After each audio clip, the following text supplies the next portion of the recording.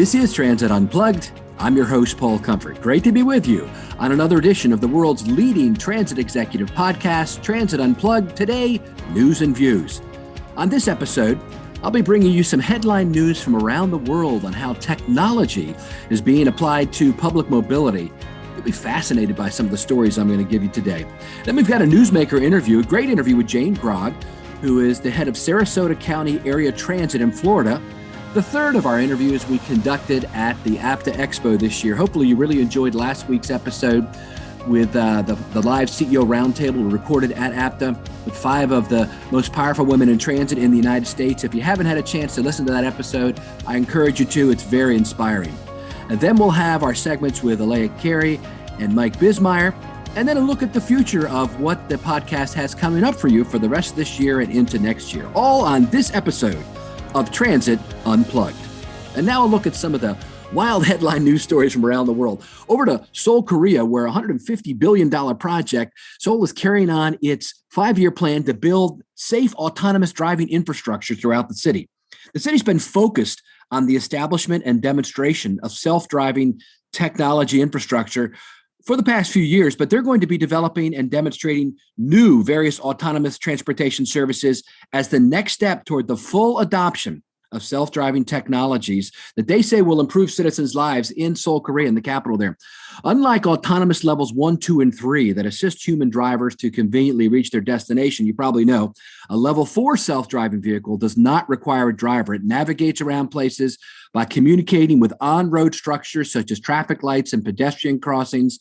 A human driver would only be necessary in case of emergency, and that's the level, that level 4 autonomous driving that will be fully commercialized in South Korea over the next 5 years or so. By 2027, they're saying. They held a press briefing last week, and Seoul said that the city government plans to adopt more than 300 autonomous vehicles and related services by 2026. Autonomous driving infrastructure that provides real-time traffic signal information on every road with more than 2 lanes will be built for safe operation. They'll develop a detailed roadmap and other safety platforms to prevent unexpected situations and reduce risks on the road.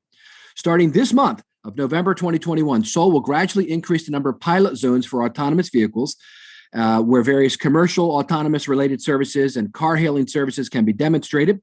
They'll have lots of different services for this car hailing services. And then after a test operating the service for free for a month, passengers will be required to pay for the service starting in January of 2022. They eventually plan to operate more than 50 self-driving vehicles in Sangram's pilot zone.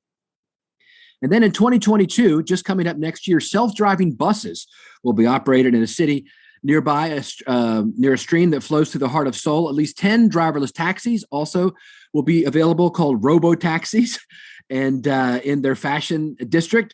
And the number of driverless taxis will be increased to more than 100 over the next few years. They've already been building a cooperative intelligent transport system, an ITS system that provides real-time information such as traffic conditions so that individual vehicles can share data and prevent accidents. And then to demonstrate self-driving buses in 2023, the city will create an almost 10-kilometer-long autonomous bus route that connects 4 city districts with heavy foot traffic during the late night time when subway trains stop running. And so the Seoul mayor, Oh Si-hoon, said by expanding the autonomous driving infrastructure across Seoul, we'll create the top 5 autonomous driving leading city by 2026. And they believe this 5-year plan is meaningful in terms of providing freedom of movement for all citizens, regardless of age or gender, whether they have a driver's license or not. So autonomous buses and cars and taxis all coming as they're wiring the city as a smart city there. Speaking of a wired city, back here in the U.S., Los Angeles has previously debuted what they called their Shake Alert LA, a smartphone app that alerts users about a detected earthquake in the area seconds before it occurs. Those few seconds are long enough to prepare yourself for shaking and quickly move away from large furniture or other objects that can fall. The app has already had over 1 million downloads before it was replaced with a statewide My Shake app.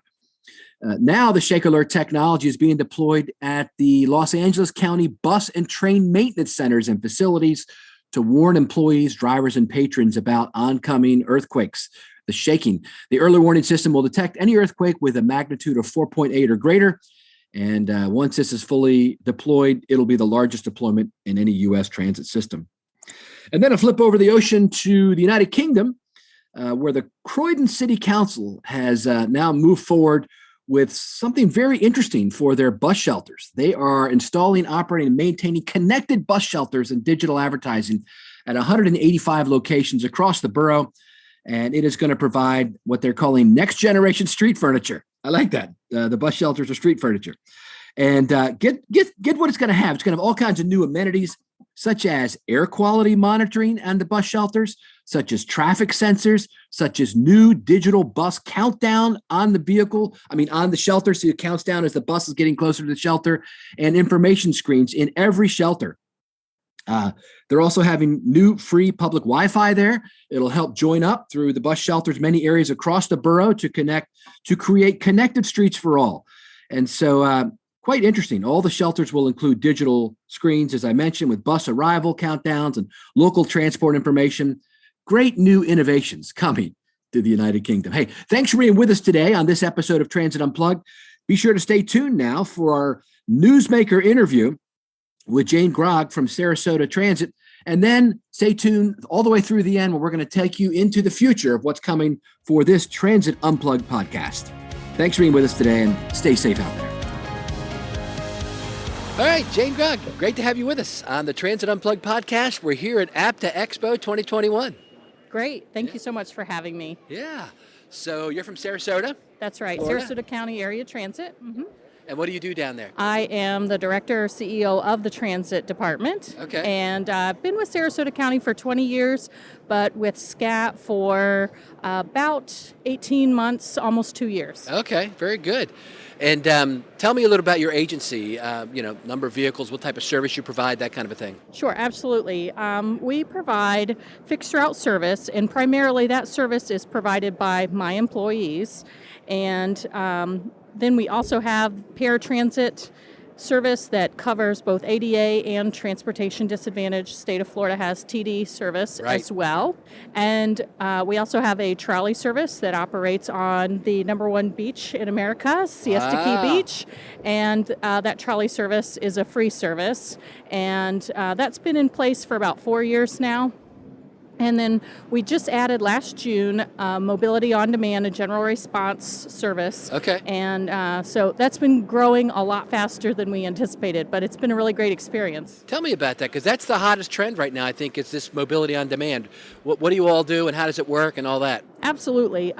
So we did some analysis of our fixed route service and looked for potential inefficiencies and how it was operating. And we targeted those routes that had the lowest ridership and lowest return on investment for what we were spending on those routes. And we said, what if we provide service a different way? And there are 4 different zones where we had eliminated fixed route service, and we added the new On-Demand by Sarasota County service in those 4 zones.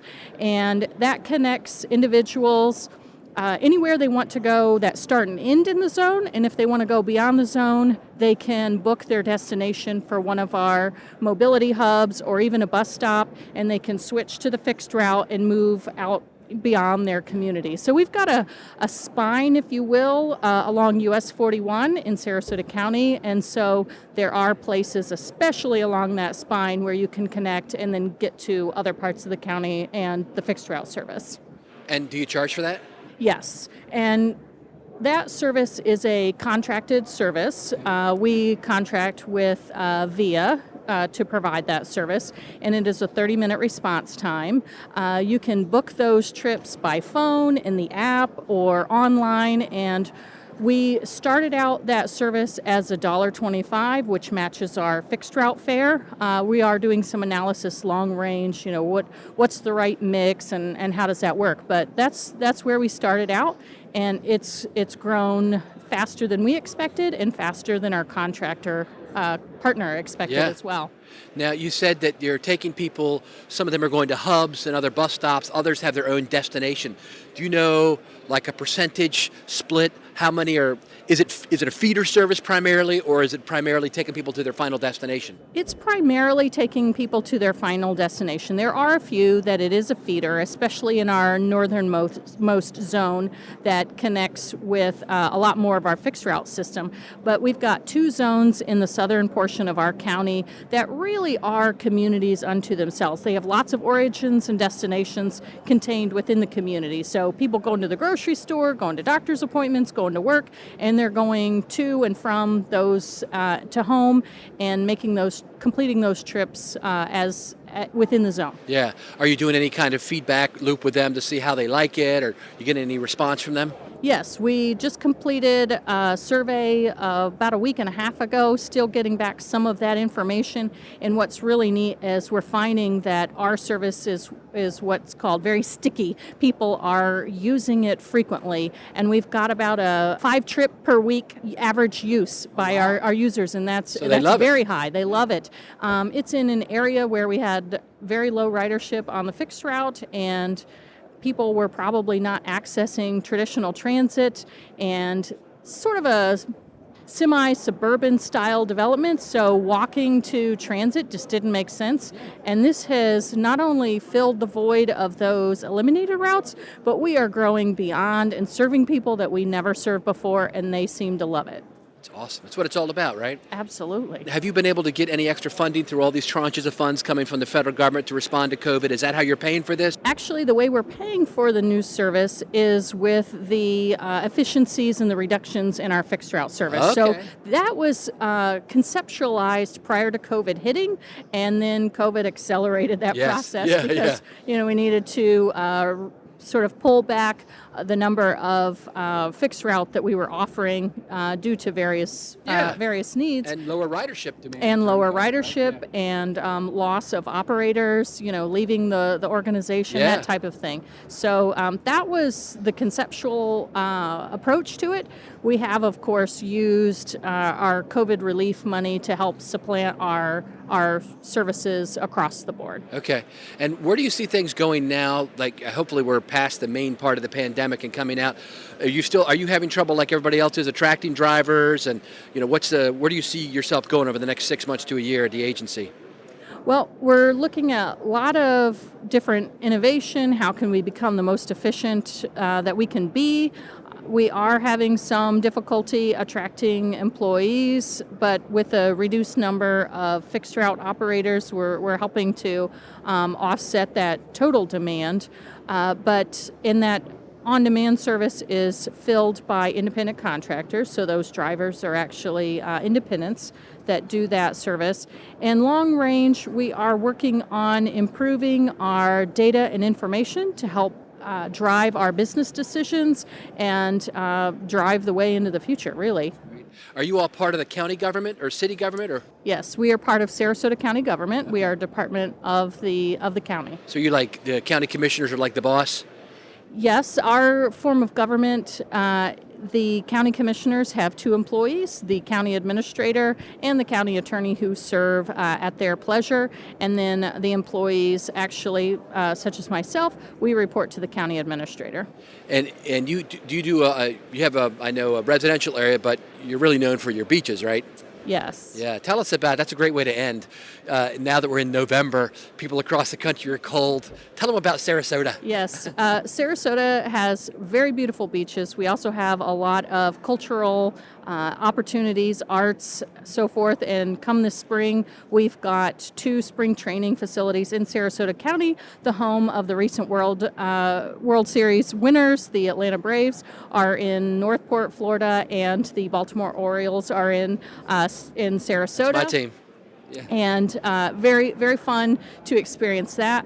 The white sugar sand of Siesta Key has been voted #1 beach, and that's where our trolley service operates. And, coming out of COVID, we have had the strongest summer in ridership on that trolley since we've been in operation for the last 4 years. So our 2021 summer and fall, and this is usually our lowest point for visitors is higher than it was 17, 18, 19. You know, I would not compare it to 20, but it would easily beat 20 because that was low.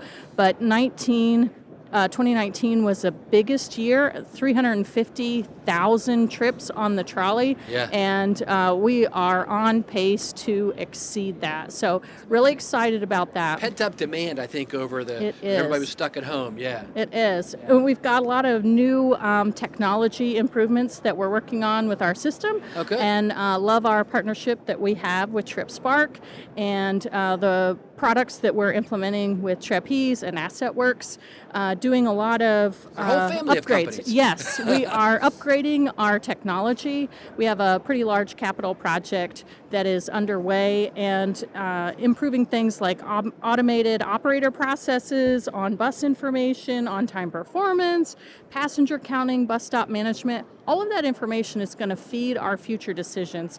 So the projections that we made to make this huge transformation were based on the information that we had at hand, and we'd really like to improve the quality of that information. You know, what is the actual passenger count at each stop? And, you know, are there adjustments that we need to make to routes, and what time of day, and do we need to adjust our service hours? So this information is going to give us a wealth of information to take us to the next level. That's great, Jane. I can't wait to see it. Hopefully I can come down there and see the Orioles and walk on the beach this spring. We'd be happy to have you. Love to have you in Sarasota. Thank you so much, Jane. Thank you.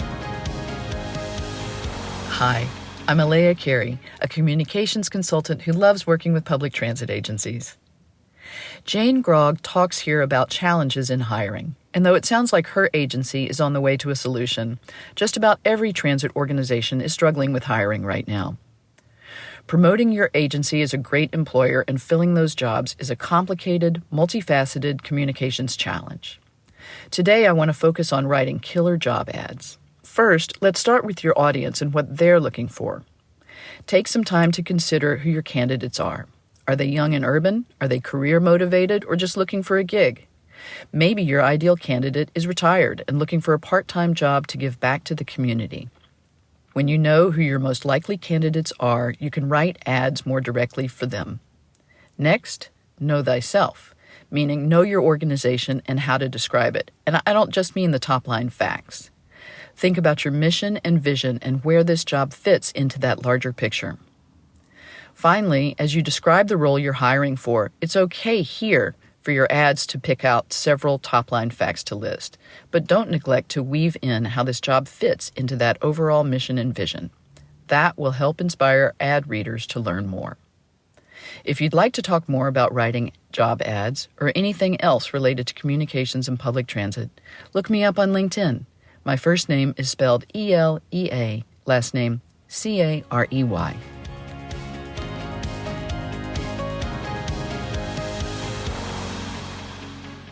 Hi, this is Mike Bismeyer, Regional Sales Director for Proterra, and this is Mike's Minute, where we talk about leadership, mentorship, and kindness with the hopes it'll inspire you to pay it forward.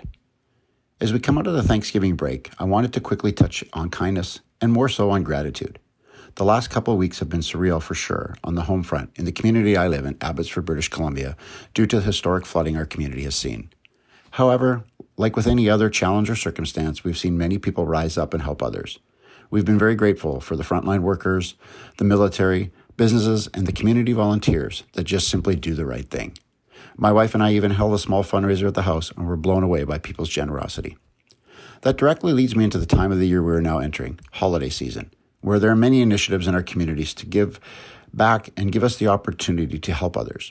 I'd like to send a kudos out to all the transit agencies in North America, whom have had many amazing different charity initiatives over the years and continue to utilize and decorate buses for campaigns such as Stuff the Bus food bank donations, Toys for Tots, Santa and Rudolph inspired buses. It all makes a difference, and I would recommend getting involved with your local agency if possible. I had the pleasure this past Saturday of volunteering with the Edmonton Transit Team in Alberta, Canada, as part of their annual Stuff a Bus campaign. They had 16 buses parked at 16 different grocery stores collecting food to benefit those in need.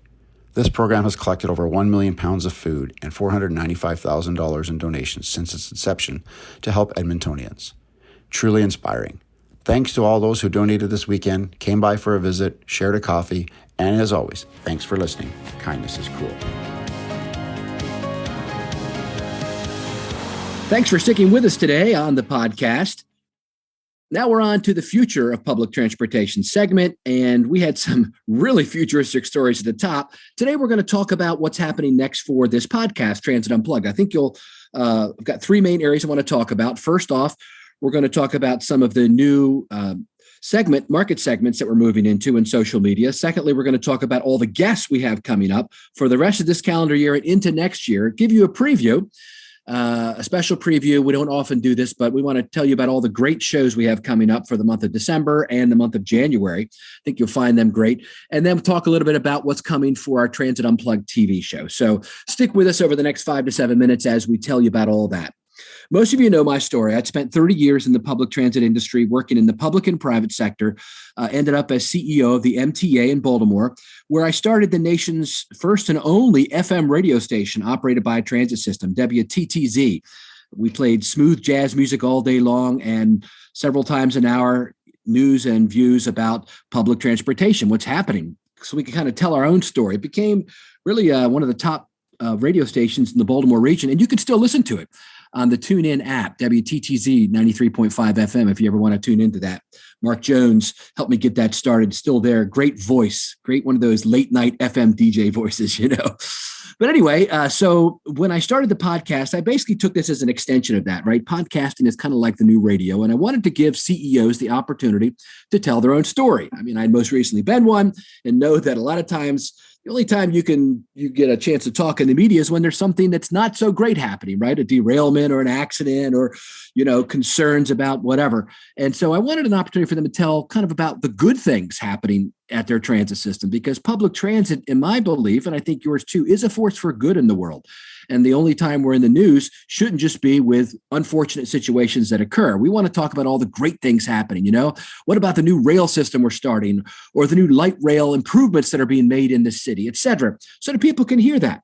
So we did that. And of course, the podcast went viral and now it's heard in 100 countries around the world. I get emails all the time from places like New Zealand or Central Europe from people who say they love the show, et cetera. And we've taken the show around the world.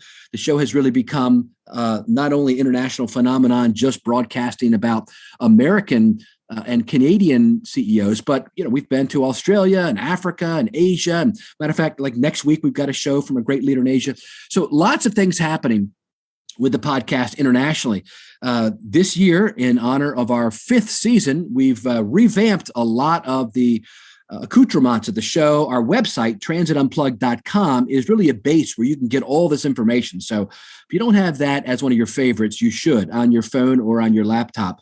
We've changed upgraded the website so it looks more like a BBC, Netflix style streaming podcast. We've given a brand new logo, a brand new look to the shows. We have 2, main types of podcasts we do every other week.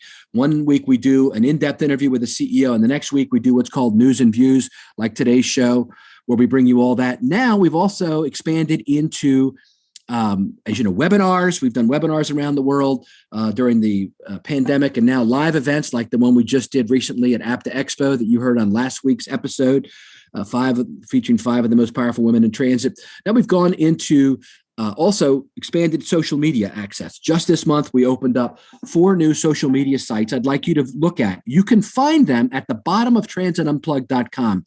Go to the bottom of the page, and there's the symbol for Twitter, LinkedIn, YouTube, and Instagram. There are 4 sites. You can also find them if you go to your LinkedIn account, just type in Transit Unplugged. Here, we're going to be giving you more in-depth, behind-the-scenes information about the shows, or you can find us at Transit Unplug on Twitter, at Transit Unplug, UNPLUG. Follow us there if you will. We're giving you kind of like breaking news about the show, various things happening there. Our Instagram page, which is really a fun place to see what's happening, kind of behind the scenes photos on the stories across the top.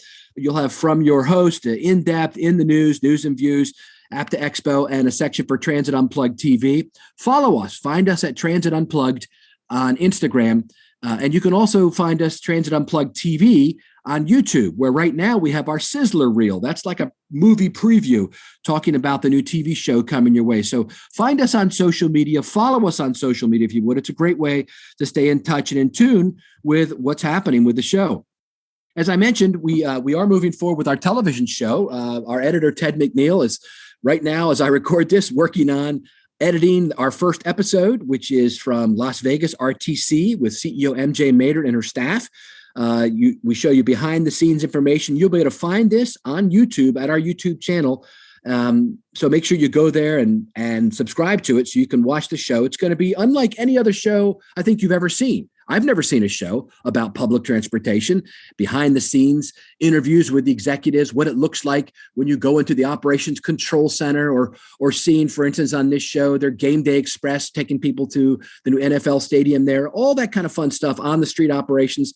The second episode coming your way, that'll be in December. Our second episode in January has already been filmed at Nashville MTA with WeGo Transportation with Steve Bland and his staff, and lots of fun shots there. Also, I filmed some supplemental reels at APTA Expo with some special guests. And then our third episode in February of 2022 will come from APTA Expo, where we filmed the 5 Women CEO Roundtable along with some extra interviews on site. I think you'll find this a great show. It continues to evolve. You know, I've described it as kind of like an Anthony Bourdain travel show. Instead of focusing, though, just on food and on the chefs, we focus on food, but also public transit and the CEOs. We always have I'm going to try to fit in a time where we can sit down and kind of have an intimate gathering over a meal with the CEO or some executives from the transit system, talk about their lives and stuff. Basically, it's an extension of our podcast with video, and you can see more what's happening. I've got episodes potentially lined up for the rest of the coming year. I think you'll really enjoy our show, and I hope you'll follow us on YouTube to be able to see this video once a month, a half-hour television show. And now a look at what's happening back on our podcast itself. Starting on next week's episode, we've got an in-depth interview with Ling Wei, who is one of the leaders of the Singapore transit system. That'll be for our December 8th show. We release a new show every Wednesday of each week. Then the following week will be a Future of Tech Transit Tech Roundtable on the 15th. And then our in-depth show on the 22nd, just before Christmas, will be our best of show of 2021, where we'll have a bunch of the segments of interviews from 2021, from some of the best interviews that we thought we liked the best. And then on the 29th, we're going to do a special thing we haven't done before. All those who are involved with the podcast, Tris, our producer, Elea, Mike, are all going to be on a roundtable to talk about what we think some of the most cool things were that happened in public transit in 2021, innovations, et cetera, and what we see happening coming up in 2022. That'll be kind of a look at a wrap up of the year and a look to the future. And as we continue our look to the future, our guest lineup for 2022 is very strong right off the bat. Very excited. My good friend Kevin Quinn, the new CEO of TransLink in Vancouver, Canada, will be our very first guest of the new year. We've already scheduled the interview, and Kevin, as many of you know, is a good friend of mine. We both worked together at the MTA in Baltimore. He became the CEO after I left for 4 years, did a tremendous job, and now has moved on to TransLink, one of the most iconic transit systems in North America, right? They won the Transit System of the Year award just recently with APTA, and he replaces another great Kevin Desmond, who retired after about 5 years in that role. So looking forward to our conversation with him. We'll bring that to you on January 5th. And then on our January 12th show, we've already lined up some interviews for some of the top 40 under 40 folks. That's once a year, Mass Transit Magazine issues their top 40 individuals who are under age 40 in our industry. Several of them are friends of mine, and so they're going to be on the show for the 12th. And then Laura Kaprowski, the CEO of TARTA in Toledo, Ohio, will be our guest for our in-depth show on the 19th. And then on the 26th, our News and Views show, our newsmaker interview will be Karen Philbrick, Executive Director of the Norman Mineta Transportation Institute. Already have recorded that episode, a great interview with her. I think you'll find that fascinating. And then in February, I'll give you a little teaser. Paul Tolliver, my buddy, is lining up. We did the 40 under 40. We're doing the 7 over 70. That's right. 7 of the top transit leaders who are over 70 years old, who have been in the industry for a while, talk to us about their memories and about what they think about what's happening in public transportation today. That'll most likely be broken into two shows, both of our first two episodes in the month of February. So that's a look ahead for you, a preview of what's coming on Transit Unplugged over the next few months. Hey, thanks for making us the world's top transit executive podcast. Tell your friends about it. If you like an episode, the way to help spread the good news is to share it on your social media. Just click share on your LinkedIn profile, or now you can do it right on Instagram or on Twitter. Share our post to your friends and those who follow you in social media to spread the news about how public transportation really is a force for good. And we've been shown that, right? Over the peak of the pandemic, when we were transporting folks who had no other way to get around, our essential workers, as they call them, we've really shown ourselves to be a hero of the community. And here in the U.S. and other countries now, federal governments are stepping up their financial commitment as they recognize that. I'm Paul Comfort. Thanks again for making us America and the world's favorite transit executive podcast. Stay tuned every week for a new exciting episode. Thank you for listening to this week's episode of Transit Unplugged News and Views, and to our special guest, Jane Grogg, Sarasota County Area Transit, for the fantastic interview she did with Paul at APTA. It was really, really great. It was great being there and listening to all the things she had to say. As Paul said in his Future Look at Transit, really future look at the show, we have a jam-packed December and January and February for you. I hope that you listen in to all these fantastic episodes we have coming up. Of course, if you ever want to send us a comment or a question, or want to even be a guest on Transit Unplugged, feel free to email us anytime at info@transitunplugged.com. So until next week, ride safe and ride happy.